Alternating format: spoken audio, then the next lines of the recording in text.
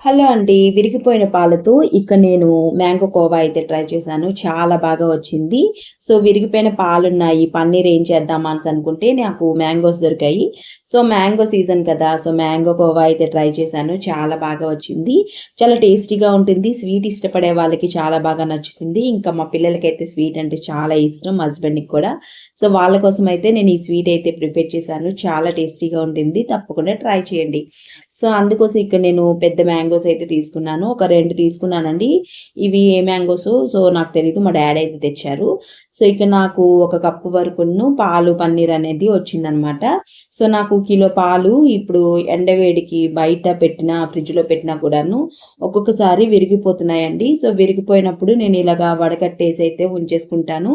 అప్పుడప్పుడు నేను వీటిని కూరల్లో కూడాను వేసేసుకుంటాననమాట. సో, ఎక్కువగా వచ్చింది కదా! సో, అందుకే స్వీట్ అయితే ప్రిపేర్ చేశాను.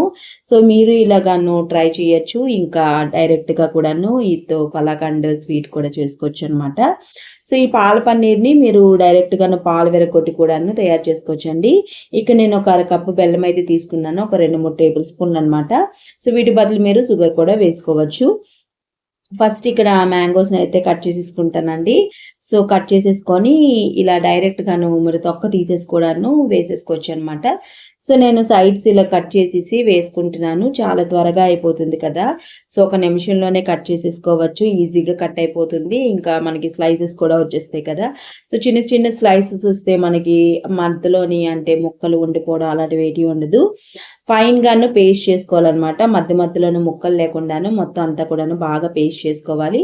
సో, అందుకే నేను ఇలాగ ముక్కలుగా అయితే కట్ చేసేసుకుంటున్నాను. ఇంకా పెద్ద ముక్కలుగా వేసేసారనుకోండి మధ్యలో ముక్కలు కూడా ఉండిపోతాయి. సో, మ్యాంగోస్ మీరు ఎక్కువ తీసుకున్నట్లయితే ఇంకా ఎక్కువగా యాడ్ చేసుకోవచ్చు.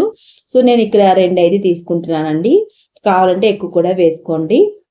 సో, ఇలా పేస్ట్ చేసేసుకొని పక్కన పెట్టేసుకోండి.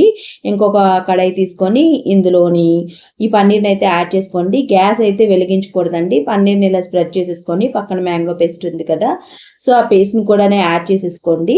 సో, ఈ మొత్తం అంతా కూడానే యాడ్ చేసేసుకున్న తర్వాత ఇప్పుడు మీరు గ్యాస్ అయితే వెలిగించేసుకోండి. సో, ఇలా గ్యాస్ వెలిగించేసుకొని లో ఫ్లేమ్‌లో పెట్టుకోవాలనమాట. ఇక్కడ నేను మీరు ప్యాన్‌లో చేసినట్లయితే అడుగంటకుండా ఉంటుంది. సో, ఇక్కడ నేను స్టీల్ కడాయిలో చేశాను కదా! అందుకే నేనైతే కలుపుతూనే ఉన్నాను. సో, ఇలా బాగా అయితే అంతా కూడాను మిక్స్ చేసేసుకోవాలి. సో, ఇలా మిక్స్ చేసేసుకున్న తర్వాత నేను బెల్లం ఆల్రెడీ కరగబెట్టుకున్నానండి. సో, కరగబెట్టుకున్న బెల్లాన్ని అయితే యాడ్ చేస్తున్నాను. ఇందులో ఇసుకుంటుంది కాబట్టి నేను యాడ్ చేసుకుంటున్నాను ఇలాగా. లేకపోతే డైరెక్ట్‌గా బెల్లం వేసుకోవాలంటే బెల్లం వేసుకోవచ్చు. పంచదార వేసుకోవాలనుకుంటే పంచదారని కూడాను యాడ్ చేసేసుకోవచ్చు.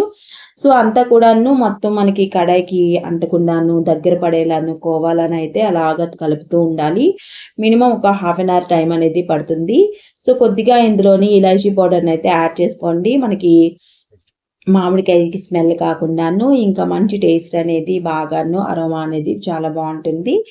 సో, ఇక్కడ ఫ్లేవర్ కోసం అయితే ఇక్కడ ఇలాచీ పౌడర్ అయితే వేసుకున్నాను. ఇది తప్పుతూ కంటిన్యూగా కలుపుతూనే ఉండాలి.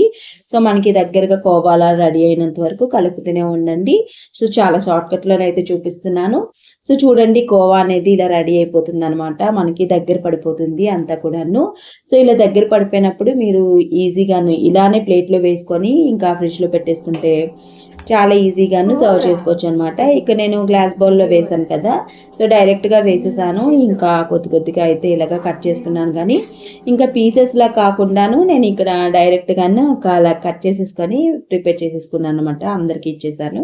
కొద్ది కొద్దిగా తీసేసి ప్లేట్‌లో వేసేసి చాలా టేస్టీగా ఉంది. తప్పకుండా ట్రై చేయండి.